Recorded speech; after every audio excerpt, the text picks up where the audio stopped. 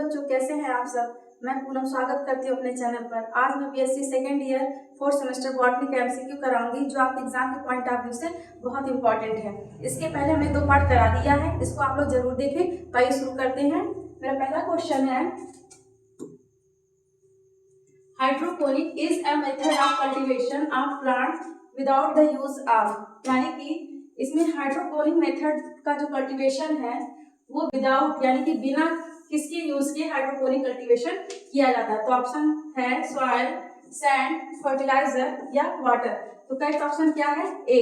क्योंकि जो hydroponic cultivation होता है वो क्या होता है, वो ऐसा कल्टीवेशन जो सॉइल लेस हो, यानी कि बिना मृदा के जो कल्टीवेशन होता है उसी को बोलते हैं हाइड्रोपोनिक कल्टीवेशन। अगला क्वेश्चन है, the scientist who used nutrient film technique in hydroponic culture, यानी हाइड्रोपोनिक कल्चर में कौन से साइंटिस्ट ने क्या यूज किया था? न्यूट्रिएंट फिल्म टेक्निक, यानी कि इसमें पूरे जितने भी न्यूट्रिएंट, किसी पौधे के लिए क्या न्यूट्रिएंट चाहिए वो उन्होंने क्या किया था, उस वाटर में ही मिक्स करके उसका एक फिल्म बनाकर उसमें क्या किए थे, कल्टीवेशन करवाए थे। तो ऑप्शन है सेल्स, बी है हॉगलैंड और सी है एडनॉन, डी है वेस्टर। तो करेक्ट ऑप्शन है वेस्टर। अगला क्वेश्चन है मेरा, which of this is the fibre obtain from the coconut husk, यानी कि कोकोनट हस्क से कौन सा फाइबर ऑब्टेन किया जाता है? तो परलाइट या कोयर या वर्मिकल्चर या रॉकवुड। तो करेक्ट ऑप्शन है क्या? बी, कोयर। मेरा अगला क्वेश्चन है, the optimum temperature required for the growth of tomatoes, यानी कि टोमेटोज के लिए, यानी कि टोमेटो के ग्रोथ के लिए सबसे ज्यादा रिक्वायरमेंट टेम्परेचर क्या है? तो क्या है? 30 to 40 फ़ारेनहाइट या 40 to 50 फ़ारेनहाइट या 50 to 60 फ़ारेनहाइट या डी 65 to 70 फ़ारेनहाइट। तो करेक्ट ऑप्शन क्या है? D 65 to 70 Fahrenheit. चलिए नेक्स्ट क्वेश्चन पर चलते हैं। अगला क्वेश्चन है, strawberry is the rich source of which vitamin. ये तो जान ही रहे हैं, खट्टे फलों में आता है। तो क्या करेक्ट ऑप्शन होगा? सी, विटामिन सी। फिर अगला क्वेश्चन है, इन green house production of cucumber is a need of, यानी कि कुकुम्बर के प्रोडक्शन के लिए, ग्रीन हाउस प्रोडक्शन के लिए किसकी आवश्यकता होगी? तो ऑप्शन है हाई अमाउंट ऑफ नाइट्रोजन या low amount of carbon dioxide या high amount of carbon monoxide या high amount of sulphur dioxide. तो करेक्ट ऑप्शन क्या है? A, high amount of nitrogen. क्योंकि इसमें क्या होता है, कुकुम्बर के कल्टीवेशन के लिए हमको हमेशा नाइट्रोजन की आवश्यकता बहुत ज्यादा होती है। अगले क्वेश्चन पर चलते हैं। मेरा अगला क्वेश्चन है, in a greenhouse production of tomatoes there is a need of, यानी कि अब टोमेटो के प्रोडक्शन के लिए, यानी कि ग्रीन हाउस प्रोडक्शन में अगर हम टोमेटो का प्रोडक्शन करें तो उसमें किसकी आवश्यकता होगी? तो लो अमाउंट ऑफ नाइट्रोजन या low amount of carbon dioxide या high amount of carbon dioxide या high amount of sulphur dioxide. तो करेक्ट ऑप्शन क्या है? Low amount of nitrogen. और इसके पहले अभी हम जब कुकुम्बर का बताया था, तो कुकुम्बर में क्या चाहिए था उनके ग्रीन हाउस प्रोडक्शन के लिए? High amount of nitrogen. चलिए अगले क्वेश्चन पर चलते हैं। अगला क्वेश्चन है, how long is a patent valid in India, यानी कि जो पेटेंट है वो इंडिया में कितने साल के लिए वैलिड होता है? तो यह जानते ही हैं, कितने ईयर के लिए? 20 ईयर्स के लिए। अगला क्वेश्चन है, what can be patented under patent act 1970, यानी कि 1970 के अंतर्गत किसको पेटेंट किया गया, यानी कौन सा एक्ट जो है वो पेटेंट है? तो ऑप्शन है ए, प्लेइंग अ गेम या ए, स्कीम, सी, एन इन्वेंशन या डी, एन एस्थेटिक क्रिएशन। तो करेक्ट ऑप्शन क्या है? सी, एन इन्वेंशन, यानी कि जो भी आविष्कारक होते हैं वो 1970 के अंतर्गत क्या किए हैं, उनको पेटेंट किए गए हैं।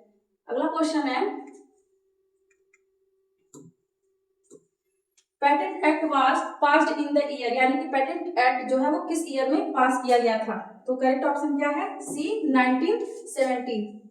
अगला क्वेश्चन है, पेटेंट इज ए, यानी कि इनमें से पेटेंट क्या है? तो ट्रांसफरेबल, यानी कि ट्रांसफरेबल प्रॉपर्टी, यानी कि ट्रांसफर कर सकते हैं। बी है नेगोशिएबल प्रॉपर्टी या रियल प्रॉपर्टी या नॉन ट्रांसफरेबल प्रॉपर्टी, यानी कि उसको ट्रांसफर नहीं कर सकते हैं। तो करेक्ट ऑप्शन क्या है? ए है ट्रांसफरेबल प्रॉपर्टी। अगले क्वेश्चन पे चलते हैं। अगला क्वेश्चन है पेटेंट एप्लीकेशन कंटेन्स, यानी कि जो पेटेंट एप्लीकेशन है वो क्या कंटेन करता है, यानी कि क्या अप्लाई करता है। तो ऑप्शन ए है एप्लीकेशन फॉर्म, या फिर कंप्लीट स्पेसिफिकेशन, या डिक्लेरेशन ऑफ इन्वेंटर, या ऑल ऑफ द टॉपिक, यानी कि जितने भी टॉपिक है। तो इनमें से उनका अगर एप्लीकेशन फिल करना होगा तो इसमें सारे के सारे ऑप्शन हमको क्या करने होंगे, भरने होंगे, यानी कि सारे के सारे ऑप्शन क्या है, करेक्ट है। अगला क्वेश्चन है in which year did India enact the present copyright act, यानी कि किस ईयर में कॉपीराइट एक्ट प्रेजेंट किया गया था इंडिया में। तो ऑप्शन क्या है, मेरा करेक्ट ऑप्शन होगा डी 1957। अगला क्वेश्चन है कॉपीराइट इज, यानी कॉपीराइट क्या है। तो पॉजिटिव राइट है, या फिर एक्सक्लूसिव राइट है, या निगेटिव राइट है, या बोथ ए एंड बी। तो करेक्ट ऑप्शन क्या है, both A and B. Positive भी है प्लस एक्सक्लूसिव राइट भी है। अगले क्वेश्चन पर चलते हैं। अगला क्वेश्चन है as per Indian copyright law fair use does not mean, यानी कि इनमें से कॉपीराइट पात्रता का क्या मतलब है। तो ऑप्शन ए है यूज फॉर रिसर्च, या यूज फॉर रिव्यू, या use for non commercial purpose, या यूज फॉर कॉमर्शियल पर्पसेस। तो करेक्ट ऑप्शन क्या है, D use for commercial purposes. मेरा अगला क्वेश्चन है copyright does not grant protection for, यानी कि कॉपीराइट किसकी जिम्मेदारी, यानी किसकी सुरक्षा की जिम्मेदारी इनमें से नहीं लेता है। तो एनोनिमस वर्क, या फिर स्यूडोनिमस वर्क, या रिप्रोड्यूस्ड वर्क, या जॉइंटली ओन्ड वर्क। तो करेक्ट ऑप्शन क्या है, सी रिप्रोड्यूस्ड वर्क के लिए वो क्या होता है, ग्रांट नहीं लेता है। नेक्स्ट पॉइंट है फुल फॉर्म ऑफ WIPO, यानी कि WIPO का फुल फॉर्म क्या है। तो करेक्ट ऑप्शन क्या है, world, W for world, I intellectual property organisation, यानी कि करेक्ट ऑप्शन क्या है, वर्ल्ड इंटेलेक्चुअल प्रॉपर्टी ऑर्गेनाइजेशन। अगला क्वेश्चन है व्हाट इज WTO, WTO क्या है। तो उसका फुल फॉर्म क्या हो जाएगा, वर्ल्ड ट्रेड ऑर्गेनाइजेशन। अगला क्वेश्चन है trips came into force in, यानी कि ट्रिप्स कब आया। तो करेक्ट ऑप्शन क्या है, ए 1995 में। अगला क्वेश्चन है ए ट्रेडमार्क में भी, इनमें से ट्रेडमार्क क्या क्या हो सकता है। तो आप जानते हैं ट्रेडमार्क में नेम भी हो सकता है, जैसे पेप्सी कोला, सिंबल भी हो सकता है, कोई भी सिंबल बना के, लोगो भी हो सकता है, कलर भी हो सकता है। तो ट्रेडमार्क इसमें सभी के सभी हैं, यानी ऑल ऑफ द अबव। अगला क्वेश्चन, मेरा अगला क्वेश्चन है जियोग्राफिकल इंडिकेशन, यानी कि GIA क्या है, वो एक तरह का क्या है, साइन है। आप लोग देखे होंगे GI सिंबल। अगला क्वेश्चन है full form of IPR is, यानी कि IPR का फुल फॉर्म क्या है। तो इंटेलेक्चुअल प्रॉपर्टी राइट। अगला क्वेश्चन है in which year the government had established a digital library, यानी कि गवर्नमेंट ने किस ईयर डिजिटल लाइब्रेरी की स्थापना की थी। तो करेक्ट ऑप्शन क्या है, 2000। अगले क्वेश्चन पे चलते हैं। अगला क्वेश्चन है